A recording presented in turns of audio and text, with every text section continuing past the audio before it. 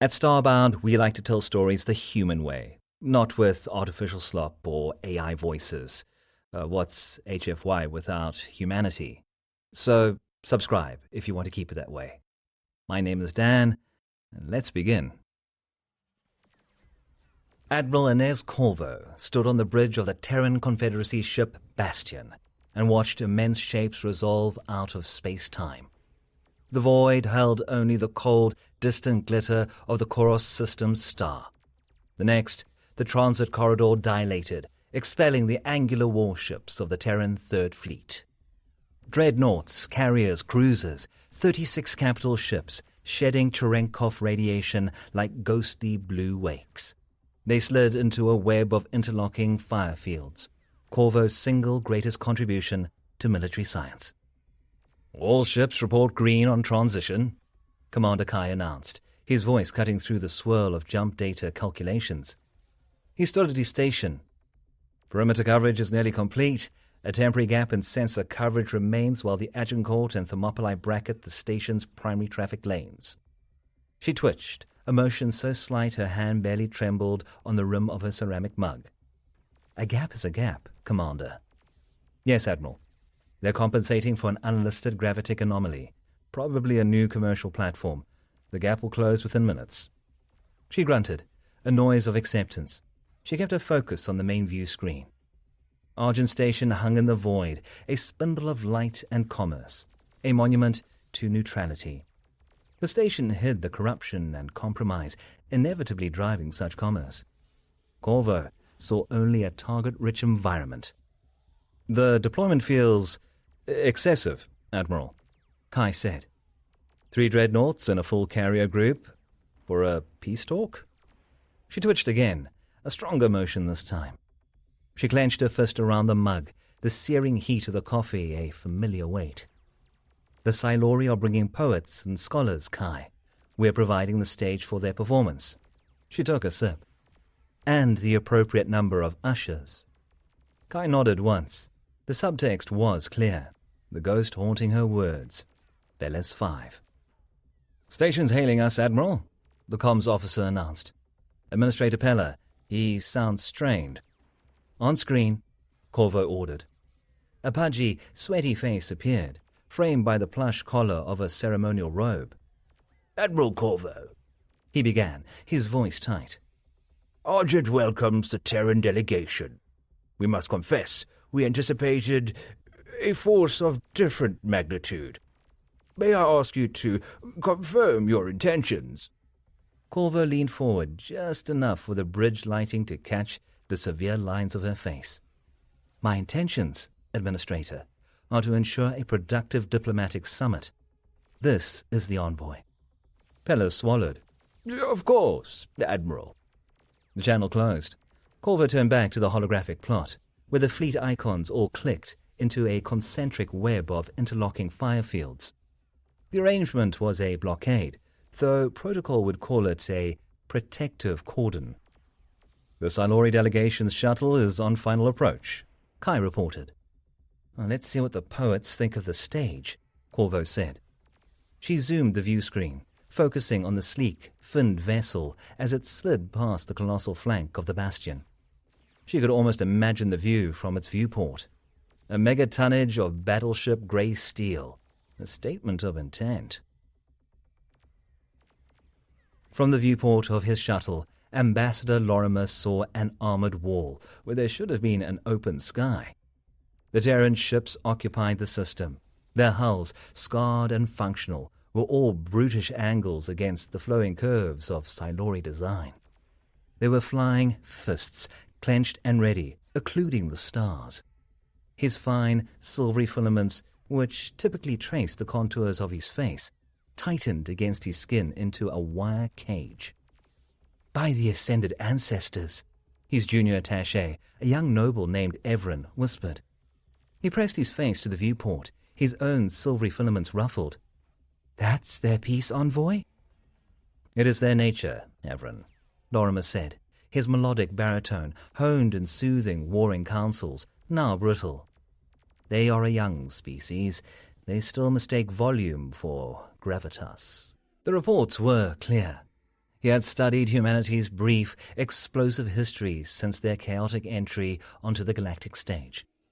Their history was a litany of self-inflicted violence and preemptive aggression. He had studied the reports with a mixture of pity and contempt. Here was the result. The shuttle docked with a gentle hiss and clang. Lorimer smoothed the front of his ceremonial robes. The heavy silk embroidered with the lineage of his clan stretched back countless generations. He was here to represent the Siluri ascendancy, an empire whose art and philosophy were ancient when humanity's ancestors were still painting on cave walls. He squared his shoulders, a representative of ages facing a fleet of glorified hammers. The airlock cycled open, revealing Admiral Corvo. She stood flanked by 2 Marines in full combat armor, who turned their helmeted heads to track his every movement. Her graying hair, pulled into a severe knot, accentuated the lines of fatigue and intelligence around her eyes. She wore a simple, dark uniform bearing only the rank insignia on her collar. "Ambassador Lorimer," she said, "welcome to Argent." "Admiral Corvo," Lorimer replied, executing a shallow, formal bow. "The Siluri ascendancy is pleased that humanity values these talks so highly as to afford them such comprehensive security." The corner of Corvo's mouth quirked. "Security ensures clarity, Ambassador. Negotiations proceed best when door locks are a secondary concern." As Corvo's retinue escorted his delegation toward the diplomatic suites, Lorimer's filaments tightened at the sight of a squad of human marines near a Siluri freighter. The freighter was offloading supplies for his own delegation's honor guard, traditionalists necessary for ceremony, in ornate containers carved from rare woods and inlaid with precious metals. The Marines, led by a gunnery sergeant whose face was a network of old scars, were running deep scans on the containers, their equipment whining with intrusive energy. "Admiral," Lorimer said, his voice flattening, "your soldiers are interfering with the delivery of diplomatic materials." "My soldiers are sanctioning all military hardware boarding the station," Corvo countered, maintaining her stride. "A precaution that benefits us all." Lorimer's filaments flared out from his skull, quivering with indignation. "Admiral," he said, his voice dropping to a menacing whisper, "those containers are sovereign Siluri territory under diplomatic seal. Scanning them is an act of war. Do you wish to continue this discussion on the battlefield?" Corvo stopped. She turned her head just enough to meet his gaze. For a moment, Lorimer expected her to challenge him, but her eyes held a cold, unnerving patience, as if this argument over protocol was a triviality she had already dismissed in favor of a different strategy. Instead, she gave a fractional nod to the scarred sergeant. The Marines lowered their scanners. Corvo's expression held steady. He had won the point of protocol, but also confirmed a suspicion. This human treated everything as a battlefield. She gestured down a brightly lit corridor. "Your quarters are this way. The station staff has been most accommodating."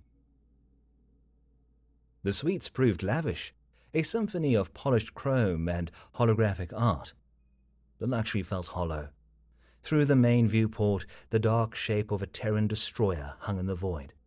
A moment later, the same scarred-faced gunnery sergeant and his Marines moved down the corridor outside, running scanners along the walls, tapping panels, and murmuring into their helmet comms. Lorimer turned away from the viewport, his fists clenching the silk of his robes. This was a venue for surrender, and the humans were dictating the terms before a single word of negotiation. "Full fleet combat drill. Authorized Corvus 19er. Admiral Corvo's voice cut through the hum of the Bastion's bridge. Alarms blared across the 36 ships of the Third Fleet. On the holographic plot, icons flashed as weapon systems charged, shield emitters cycled to full power, and fighter squadrons simulated launch sequences. "Admiral," Kai said, his gaze on a secondary console, We have an incoming message from the Silori delegation, a formal complaint. Already? Corvo allowed herself a thin, mirthless smile. They're more observant than I gave them credit for. What's the problem? Ambassador Lorimer states our weapon tracking arrays are generating an EM field that interferes with the alignment of their meditation chimes. Corvo stared at him. They're what? Meditation chimes, Admiral. Apparently, they need to be in perfect alignment for the diplomatic team to achieve the required state of ceremonial focus. Corvo took a long, slow sip on her coffee. She held the mug in both hands. Are we targeting them? The interference's passive field bleed, Admiral, standard for a Valhalla-class dreadnought at combat readiness. Send Ambassador Lorimer our sincerest apologies for the inconvenience. Inform him we will do our utmost to minimize the disruption. She paused. And tell fleet operations to continue the drills on a rotating, randomized schedule. I want every ship at full alert at least once every few hours. Kai nodded. This was more than a drill. It was a systems check of their own ships and of Argent Station itself. She was painting the entire sector with sensors, looking for anomalies. Sir, a young ensign at the sensor station called out, her voice trembling slightly. I'm picking up something. Faint energy readings from the outer Oort cloud. Highly transient. Corvo was at her side instantly. Define transient. Like cometary outgassing, sir. But the spectral analysis shows trace elements of helium-3 coolant, and the emissions follow a pattern, a deliberate sequence. Local logs? They've logged them as comet activity, Admiral. A standard stellar phenomena. Corvo stared at the readings, a ghost of a signal in a sea of noise. But the Velis 5 incident had also started with background noise. It had started with a sensor ghost, a minor supply chain anomaly, and a dozen tiny other details she had dismissed as statistical chatter, until the chatter resolved itself into a fleet of corporate privateers who had gutted the civilian colony she was assigned to protect. A failure of imagination, a failure of paranoia, one she had vowed to answer with absolute preparedness. Flag those readings, Commander, she said, her voice low. Assign a dedicated analysis team. I want to know the atomic weight of every particle in those gas clouds. Cross-reference the emission pattern with every known drive signature in our database, military and civilian. Aye, Admiral, Kai confirmed. Corvo returned to the command chair. She picked up her mug, but the coffee was cold. She stared out at Argent Station, a place of treaties and trust, and her stomach tightened. Trust was a luxury for those who had yet to pay its price. The first session of talks began in a grand hall. The ceiling was a dome of smart glass, showing a slow, stately ballet of nebulae. The scent of rare alien flora perfumed the air. Ambassador Lorimer delivered the opening statement. His voice filled the hall, a rich, resonant instrument. He spoke of honor, the 1,000-year history of the Silori ascendancy, the sacred traditions that guided them toward a just and lasting peace. He spoke at length, an oratorical display painting humanity as the regrettable but necessary counterparty to a negotiation between giants. Our own history contains its share of savagery, he intoned as he swept his gaze across the human delegation. In our pre-ascendancy epochs, Silori clans would settle disputes with disorienting sonic shrieks, a crude biological tool of a younger age, instead of the honorable duel of blades. We evolved. We embraced reason and ceremony. We trust that humanity, in its own journey, can aspire to do the same. Corvo listened, her face impassive, her hands folded on the polished table. She had heard variations of this speech a dozen times from a dozen different species. It was the condescending preamble of an old power addressing a new one. When it was her turn, she remained seated. She leaned into the microphone. The Terran Confederacy is here to negotiate the demarcation of the Veles sector, establish mutual beneficial trade agreements, and end a war that has cost both our peoples dearly. We can discuss philosophy later. Let's start with the border on page 1, section 1 of the proposed draft. The dorks immediately stalled. The Silori claimed ancestral rights to star systems based on migratory patterns from millennia ago. Corvo presented star charts showing tactical choke points and defensible gravity wells. Lorimer spoke of history. Corvo spoke of kill zones. As the delegates argued, Corvo kept glancing at a small, unassuming slate beside her. She would tap its screen, narrowing her eyes for a fraction of a second before rejoining the conversation. He assumed it was tactical data, another example of human boorishness, bringing the tools of war to a house of peace. The slate displayed the analysis of the Orc cloud emissions. The data offered new conclusions, but the pattern grew clearer. It was a tight beam communication signal, heavily encrypted and masked as background radiation. A message from the darkness. Far away, in the cold, silent dark of the Oort cloud, Tarkus floated in the command chair of the Scion warship Righteous Fury. The bridge was utilitarian, every surface bare steel.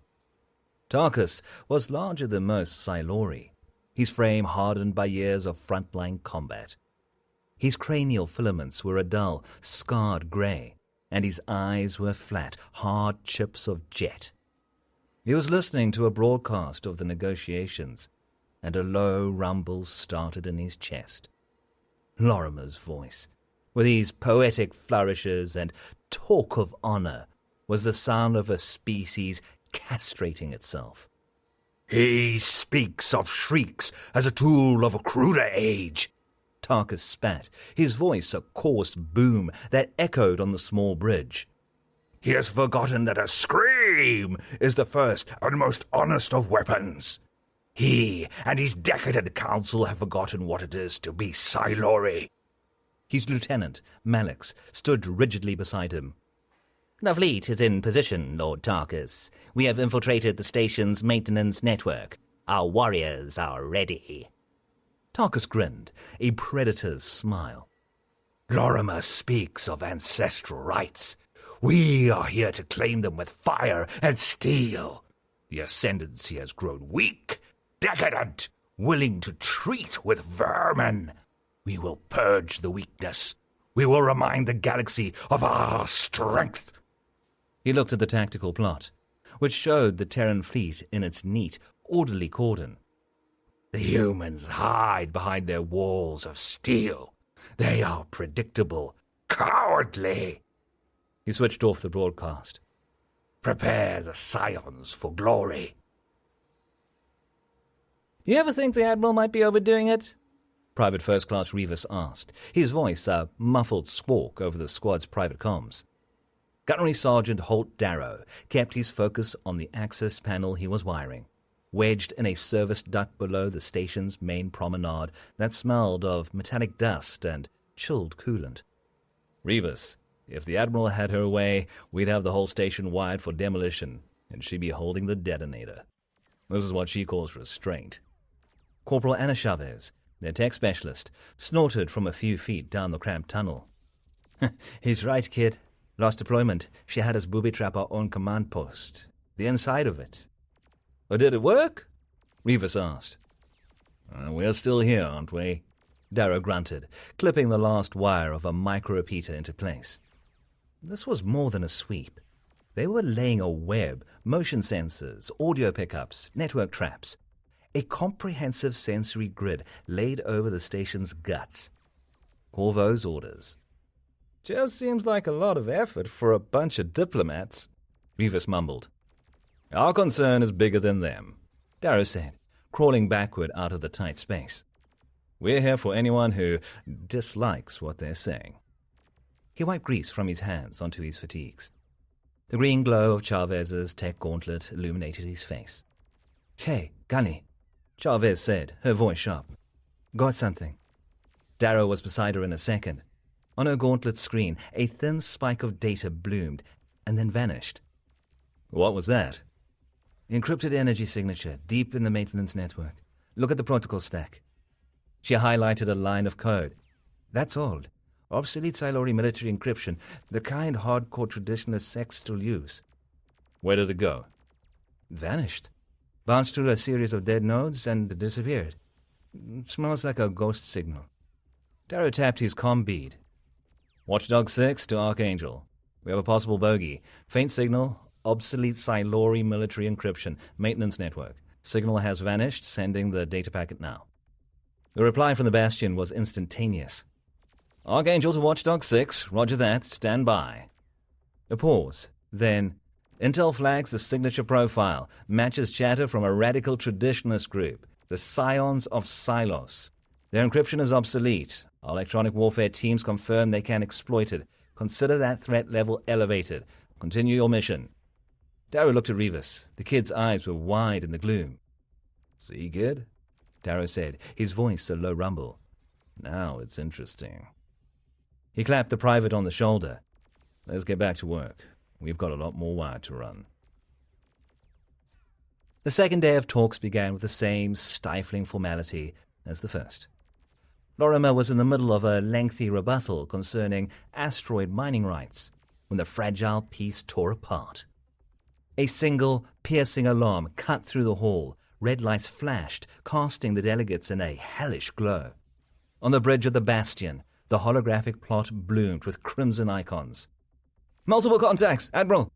The sensor officer shouted, his voice strained. "Gravity shadow of the primary moon. They're Silori, warships." Kai was already at the main console, hands blurring across the panels. Short-range sequential jumps. They've been hiding in the system all along. The energy readings. So that's what those were, Corvo said. Her voice was calm, cutting through the rising alerts. She was already standing, gripping the back of her command chair.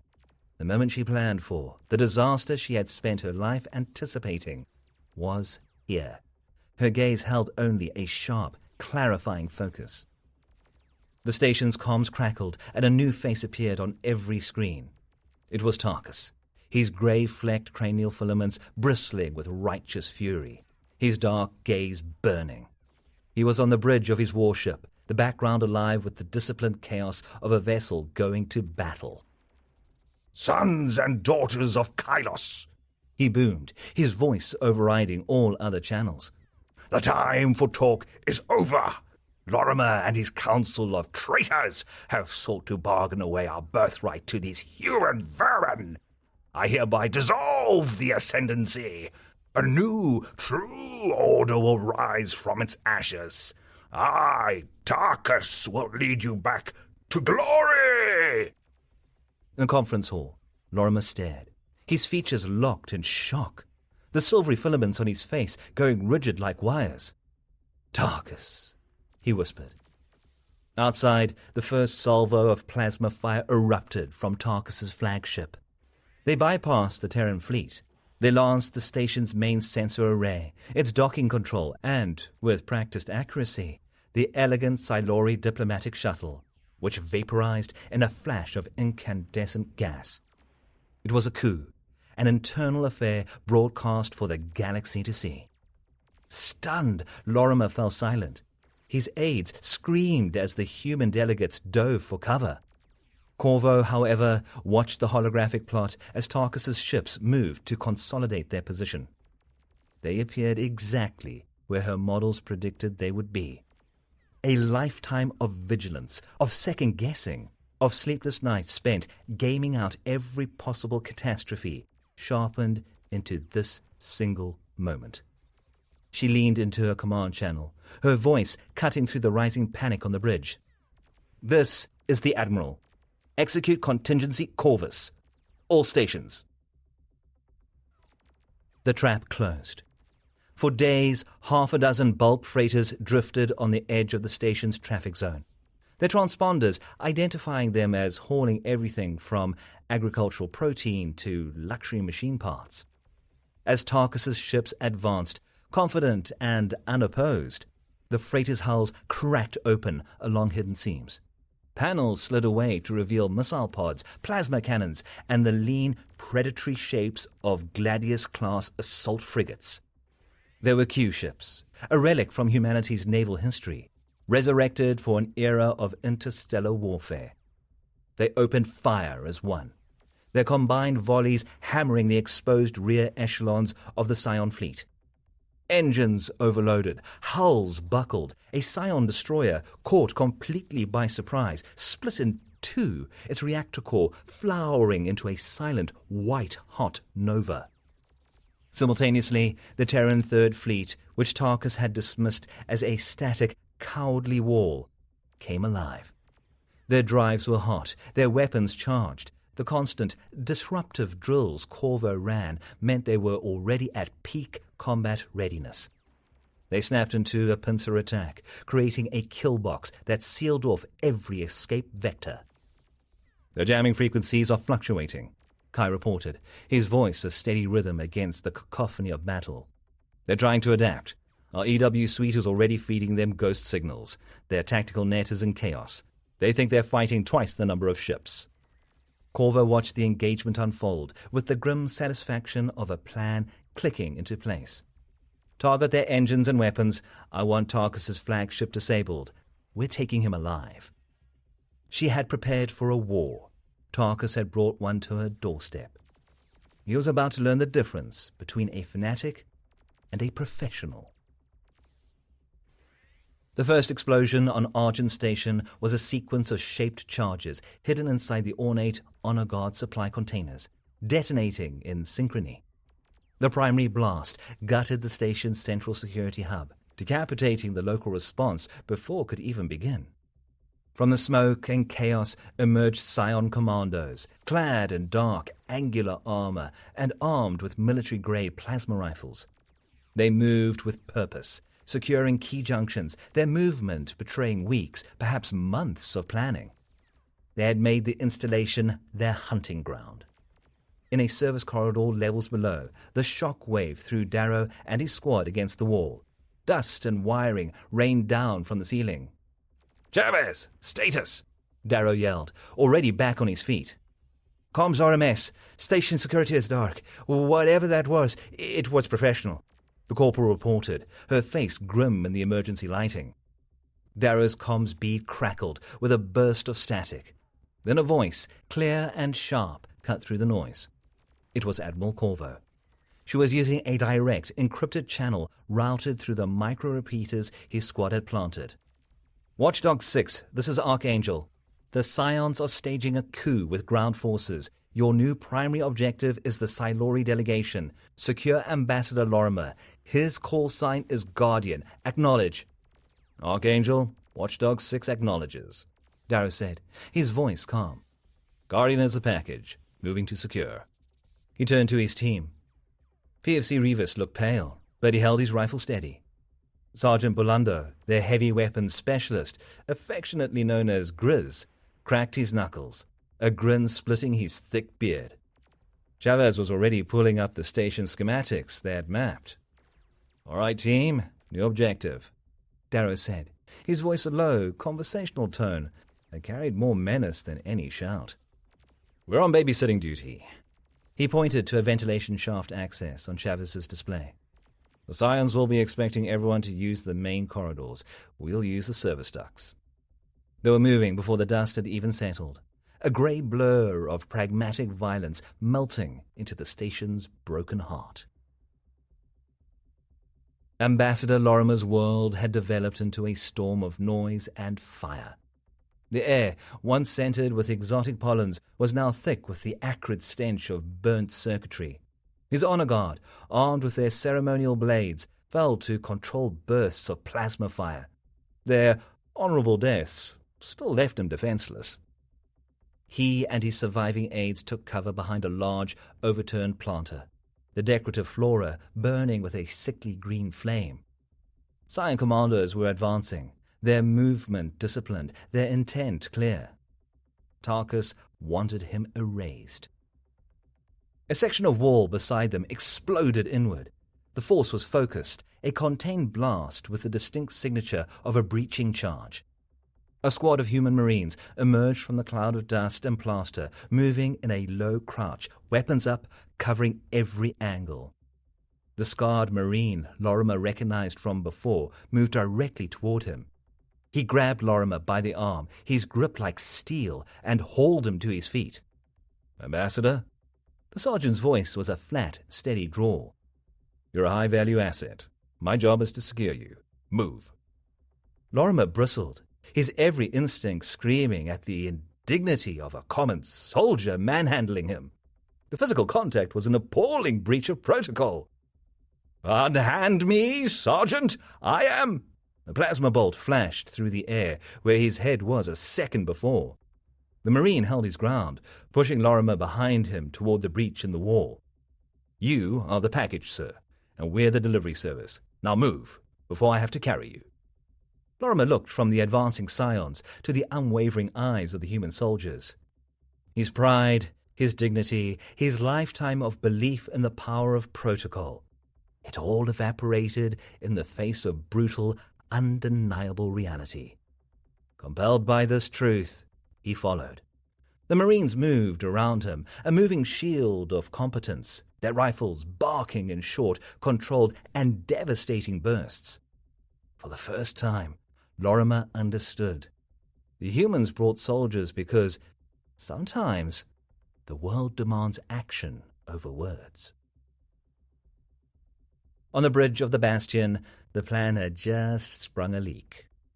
"Report," Corvo snapped, her knuckles bloodless where she gripped the command chair.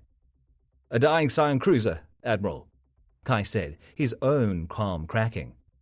"Deliberate ramming action with its final missile volley. They targeted the command spine." The red damage icons flared across the ship's holographic schematic. The bridge lights flickered, then stabilized. "We're still combat effective," Kai continued. "However, they hit something vital.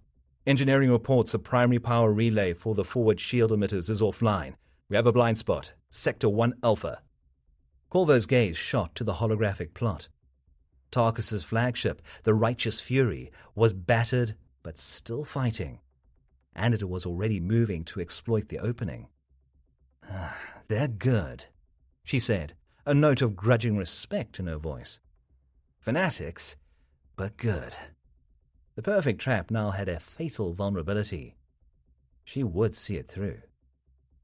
"Order the destroyers Leonidas and Horatius to form a physical screen on our bow. Tell engineering I want the relay bypassed. If they have to rewire it by hand, they have minutes." Her eyes narrowed. The plan had fractured. It was time to improvise. For a strategist who lived and died by contingency planning, it was the ultimate test. The cold feeling in her gut returned, this time laced with the ferocity of a cornered predator. The filth was astounding. The main ventilation system of Argent Station was a cavernous network of ducts and tunnels, coated in a greasy film of grime and smelling faintly of burnt oil and stale air. For Lorimer, it was a physical manifestation of his own humiliation. He, a high-ranking noble of the Siluri ascendancy, was crawling through the station's guts like vermin. His elaborate ceremonial robe, a priceless heirloom, kept snagging on grates and wires. The Marines moved with an acrobatic ease, using pipes and conduits as handholds. Lorimer, with his slender build and low-density bone structure, struggled to keep up. "Careful, Ambassador," Dara spoke from ahead. "A fall from this height? Your bones are fragile, correct? The result would be gruesome." He delivered the warning with an almost apologetic tone, a simple statement of fact, making Lorimer's filaments crawl. His robe snagged again, this time on a jagged piece of metal. He tugged, but it held fast. As he struggled, Darrow appeared beside him. Silently, the sergeant drew a heavy combat knife from his webbing. With a single, fluid motion, he sliced through the heavy, embroidered silk, freeing Lorimer. The severed half of the robe, a symbol of his history and station, fluttered down into the darkness below. Darrow turned away before it hit the bottom. He just gestured onward. We need to keep moving, sir. The act was so brutally pragmatic, so purely functional, it left Lorimer speechless. It was functional. A part of his old self fell into the darkness with the tattered silk. Gunny, I'm in. Chavez's voice broke the silence, piggybacking their comms network through our repeaters. The squad stopped, huddled in the relative darkness of the duct. Chavez held up her tech gauntlet, its screen displaying scrolling lines of Silori script. A harsh, booming voice crackled from its speaker. It was Tarkus. The primary device is in place. Once the Accord is ashes and the traitors are dust, the Ascendancy will be reborn. The timer has been set. Glory to Silas! Chavez paled. Sure, they've planted a high-yield plasma bomb in the main conference hall, right on the diplomatic table. Darrow looked at Lorimer. The ambassador's golden eyes were wide with a dawning horror. This was a new depth of atrocity, designed to annihilate them and the very concept of peace. Well, Darrow said, his voice a menacing whisper. Looks like the babysitting job has been upgraded to bomb disposal. They exited the vents into a deserted luxury shopping arcade. The storefronts were dark, the air still hazy with smoke. A Scion kill team waited in ambush, opened fire from a balcony above. Plasma bolts stitched a pattern across the floor, forcing the Marines to dive for cover. PFC Rivas screamed, clutching his leg where a shot had burned through his armor. Darrow laid down a barrage of suppressing fire while Grizz dragged Rivas to safety. Chavez, Lorimer, stay down! He yelled. A Scion warrior, using the chaos as cover, dropped from the balcony, landing silently just behind Darrow. He raised his rifle, the charging coils whining. Lorimer saw it happen. His mind, trained in the complex stratagems of diplomacy and debate, processed the tactical situation instantly. He had an instant to act. He acted on a deep, primal instinct he now discovered he possessed, an instinct his culture taught him to despise. He opened his mouth and let out a piercing, high-frequency shriek. It was the sound of his savage ancestors, a biological weapon from a forgotten age. At close range, it was a blast of sonic energy, buckling the air. The Scion warrior flinched violently, his hands flying to his helmet, his weapon wavering for a crucial instant. It was the opening Darrow needed. He spun, his rifle coming up, and put a 3-round burst into the warrior's chest. The Scion dropped silently. Darrow turned, his weapon still raised, and stared at Lorimer. The ambassador was breathing heavily, his golden eyes wide, pupils dilated with adrenaline. The shriek had left his own throat raw. For a long moment, the gunnery sergeant just looked at him. Then a slow grin of appreciation spread across his scarred face. He gave Lorimer a short, sharp nod. Lorimer, to his own surprise, nodded back. The antechamber to the conference hall was an ambush point. The ornate double doors lay shattered through the opening. Darrow could see them, a trio of Scion fanatics standing guard over a device sitting on the central table. It was a squat, ugly cylinder of dark metal, glowing with a malevolent internal light. It sat exactly where the Argent Accord was supposed to have been signed. "Okay, Chavez, talk to me," Darrow whispered into his comms. Chavez was crouched behind a marble column, her tech gauntlet glowing. It's miniature-grade gunny. Encrypted activation sequence. The encryption is unbreakable remotely. Timer's already active. I'm reading 1.5 minutes on the clock. 1.5 minutes. Too little time for cleverness. Just enough for violence. All right, Darrow said, his voice a low growl. New plan. We go straight through the front door, loud and messy. Grizz, you're on suppression. Chavez, you and me. We're going for the bomb. The rest of you cover us. You are the wall. He looked at Lorimer, huddled with the wounded Rivas. The ambassador's face was grim. The poet had vanished. A survivor stood in his place. "Ambassador," Darrow said, "stay with Revis. Keep him safe." Lorimer nodded, his golden eyes meeting Darrow's. "Go, Sergeant. Do what you must." "Engineering has bypassed the relay." Kai's voice was a triumphant shout on the Bastion's bridge. "Forward shields are back at full capacity." As he spoke, the ship's holographic avatar flared with renewed energy. The shield shimmered into full life moments before absorbing a full plasma volley from Tarkus's ships. The dreadnought shuddered, but held firm. Corvo allowed herself a flicker of a smile.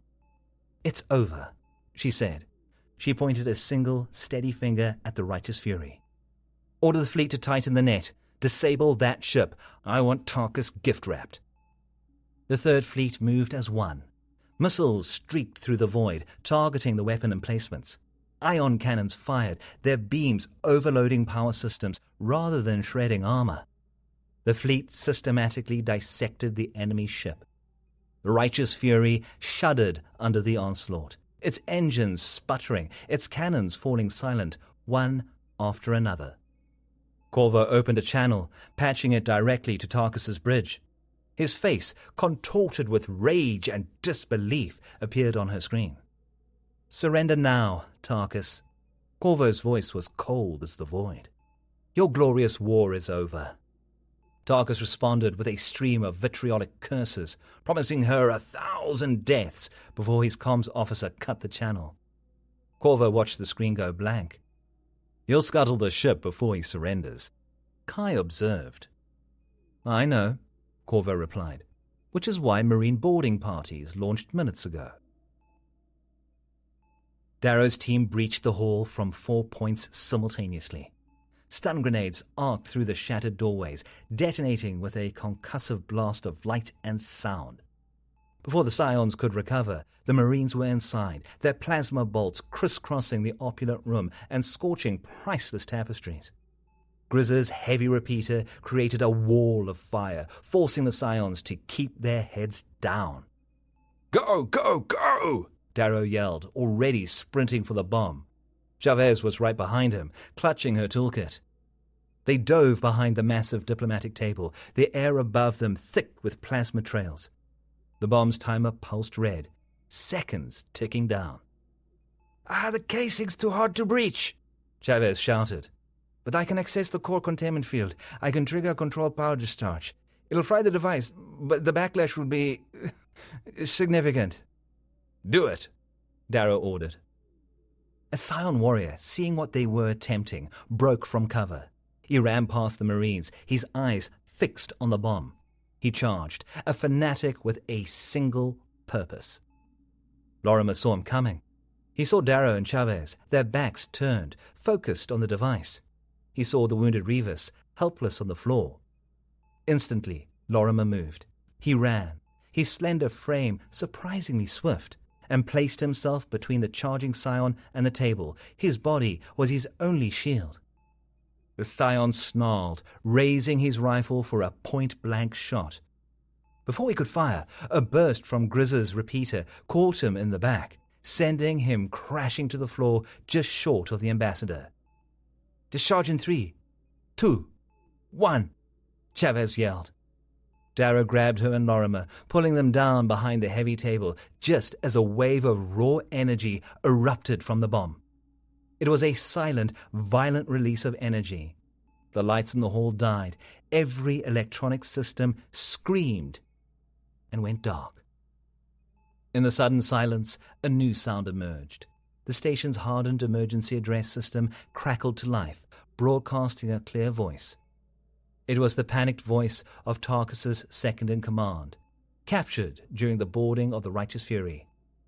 "Honor was a pretext for power grab. Tarkus promised us titles, wealth. He said the Ascendancy Council was weak, that he would lead." Corvo, from the bridge of the Bastion, was playing the confession over the Scion's own command frequency. She was broadcasting it into the helmet of every Scion soldier on the station. In the conference hall, the surviving Scions heard it. The craven betrayal in their leader's own words reached them.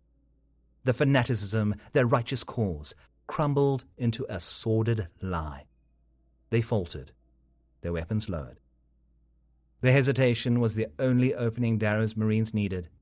The fight was over. The survivors dropped their rifles and surrendered, their faces blank with the shock of betrayal. They brought Tarkus to the conference hall. His fine warrior's armor was dented and scorched. His hands were bound. Two huge Terran Marines, their armor making them look like giants, held him firmly. He stood in the center of the ruined room, surrounded by the evidence of his failure. He locked eyes with Lorimer and spat on the floor near his feet, a gesture of raw contempt. "Human pet!" Tarkus snarled, his voice thick with hate. "You have shamed our people! You crawl in the dirt with those barbarians, while I fought for our soul!" Lorimer looked at him. His own formal attire was torn and stained with soot and blood. His filaments lay limp and dusted with soot. He looked exhausted, aged, but his golden eyes were clear and hard. He sidestepped the bait and remained silent. He met Tarkus's eyes and asked a quiet question. "How many Silori did you kill today, for your honor?" Tarkus opened his mouth, a retort ready, a final burst of righteous fury. "For the glory of a true ascendant!" The words died in his throat. He looked at the bodies of his own people, at the ruin of the hall, at the silent accusation in Lorimer's eyes. The war he envisioned was this: squalid, bloody, and pointless. His fanaticism shattered, leaving only a defeated man. The Terran Marines silently led him away. In the scorched, smoke-filled hall, under the watchful eyes of Darrow's Marines, standing silent guard in their battle-scarred armor, they signed the treaty. Admiral Corvo and a solemn Ambassador Lorimer used a stylus to burn their signatures onto a slate placed on the same table that had recently held a plasma bomb. Afterward, one of Lorimer's surviving aides, his voice shaking but resolute, made a formal proposal. "The Silori delegation wishes to add an addendum to the official diplomatic record, a formal Terran designation for our internal archives." Corvo raised an eyebrow. "And that would be?" The aide cleared his throat. "We will henceforth classify humans as unreasonably paranoid and catastrophically reliable."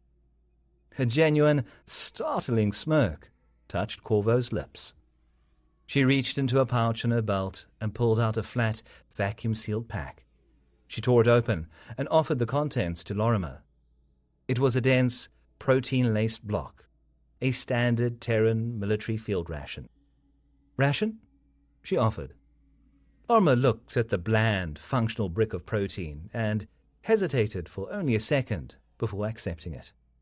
He took a tentative bite, his expression held steady. "All things considered," Corvo remarked, chewing on her own ration. "This was a quite diplomatic mission." Lorimer looked around the ruined hall, at the plasma burns scarring the walls, and the weary soldiers standing guard. And for the first time in what felt like a lifetime, he laughed. His laugh was a raw, tired bark of humor, worlds away from the melodic sound of a noble. Darrow found PFC Rivas in the makeshift medbay, his leg wrapped in a shiny new cast of bone-knitting foam. The kid would be fine. "Heard you took on a sign by yourself, Ambassador," Rivas was saying to Lorimer, who was sitting on the edge of a neighboring cot. The Silori presence in the enlisted medbay was a breach of every protocol imaginable. Everyone accepted his presence. "He was distracted," Lorimer said, a hint of his old poetic flair returning. Darrow leaned against the doorway, content to watch. His squad was alive. The job was done. The adrenaline was fading, leaving behind the bone-deep weariness that always followed a victory. The comm screen on the wall flickered to life, showing Admiral Corvo's face. "Gunnery, Sergeant," she said, her voice carrying a subtle hint of warmth. "Fleet Command sends its commendations. So do I. Your team performed above and beyond." Darrow just nodded. "All in a day's work, Admiral." The screen went dark. He looked out a nearby viewport at the Third Fleet, standing its silent, watchful guard. The weight of the day settled on him, the memory of the shots he'd fired and the ones he'd taken. He was tired, and they were all alive. For a soldier, it was the only triumph that mattered. The Bastion prepared to jump. The Argent Accord was secure. The Scions were in custody. The war was, for now, truly over. Admiral Inez Corvo stood on her bridge, observing the star charts for their return journey. For the first time since she had arrived, she allowed herself a small, genuine smile. It felt foreign on her face. Kai approached holding a wafer-thin slate. "Admiral, a message from Fleet Command. They've amended the official report on the Velis 5 incident." He handed her the slate. "Your threat assessment classifications, the ones they called alarmist, are now adopted as standard doctrine, fleet-wide." She read the orders, her expression a mask. Vindication. It tasted like cold coffee. Necessary and bitter. She was right, and another bloodbath had proven it. She nodded, handing the slate back to him. The watch was eternal. Peace required constant, unending vigilance. She took a sip from a fresh mug of coffee and looked out at the star-dusted blackness, at the infinite possibilities for disaster lurking in the dark. A moment of quiet settled over the bridge, the peace she had fought for. Then Kai cleared his throat. "Admiral," he began, his voice hesitant. "Long-range sensors are picking up an anomalous energy reading from the Orion Spur." Corvo's eyes, which had softened for a moment, narrowed again to hard points. "Put it on screen, Commander," she said, her voice sharp again. "Let's see what it is."